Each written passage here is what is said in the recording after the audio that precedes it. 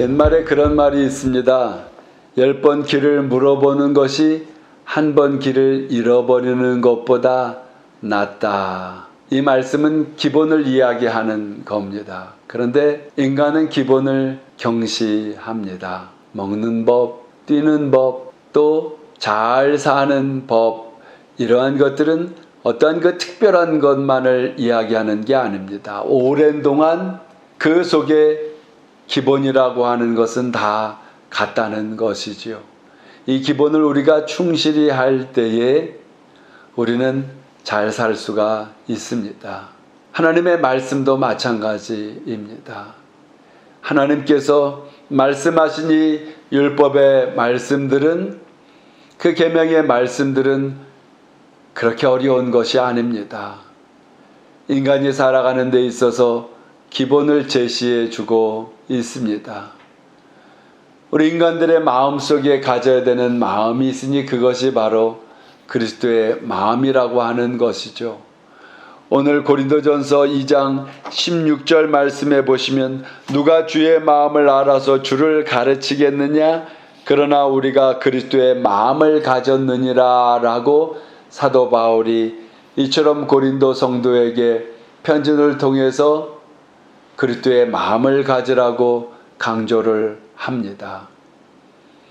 첫째로 그리스도의 마음을 가진 사람들은 하나님께로 온 영을 받은 사람들입니다. 하나님께로부터 온 영이라고 하는 것은 바로 하나님의 영인 신령한 영, 성령을 이야기하는 것이죠.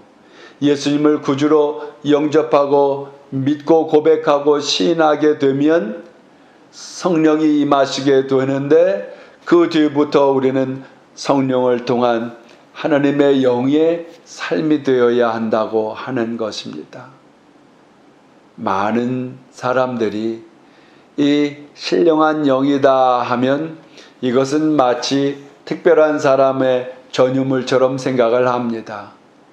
혹은 산속에 오랜 동안 고행하는 사람들에게나 해당된 것이지 일반적인 사람과는 거리가 멀다고 생각을 하지만은, 그러나 예수 그리스도를 믿은 누구나 성령이 임하는 것이므로 성령 안에서의 삶은 우리와 다른 별개의 삶이 아닙니다. 바로 하나님을 믿고 섬기며 사는 모든 성도가 추구하며 살아가야 될 삶이 하나님의 영으로 사는 것입니다. 성령으로 사는 것입니다. 신령한 영으로 사는 것입니다. 그럼에도 불구하고 우리가 육체를 통해서 세상에 살기 때문에 세상의 영향을 받게 됩니다마는, 그러나 사도 바울은 오늘 고린도전서 2장에서 육계에 속한 사람과 이 신령한 영에 속한 사람, 성령에 속한 사람을 구분 짓습니다. 육에 속한 사람, 세상 가운데 살지만 그리스도의 마음을 갖지 않은 사람이요, 하나님의 신령한 영에 속한 사람, 그리스도의 마음을 가진 자로 구별을 하면서 이야기하고 있습니다. 다시 말해 우리가 오늘 하루도 시작하며 살아갈 때 우리는 24시간 365일 우리 예수 그리스도를 믿고 난 뒤부터의 모든 삶은 사실 신령한 삶이어야 한다고 하는 것이죠.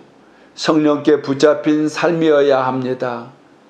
성령을 통해 하나님의 음성을 들어가며 하나님의 뜻 안에서 말씀에 순종하며 사는 삶이어야 합니다. 이것은 특별한 삶이 아니요 성도의 당연한 삶입니다. 그러나 육에 속한 사람의 그 열매라고 하는 것은 결국에 마귀에게 주어진 이 세상에서 도적질하고 죽이고 멸망시키는 것으로 그쳐버리고 마는 것입니다. 그러므로 우리는 바로 이 하나님의 은혜 속에 살아가야 하는 것입니다. 그런데 그 은혜를 알게 하는 영이 바로 신령한 영, 하나님의 영, 성령인데, 성령을 받아야 하나님의 은혜를 알고 살아갈 수가 있습니다. 감사하는 것입니다. 믿음과 소망 가운데 사는 것입니다. 그러나 육에 속한 사람은 환경에 따라서 그 마음이 천차만별로 바뀝니다. 부정적인 것, 불평하는 것, 원망하는 것, 결국에는 부정적인 결과들을 맺는 삶을 살 수밖에 없습니다. 우리는 깊이 오늘도 살아가며 명심해야 합니다.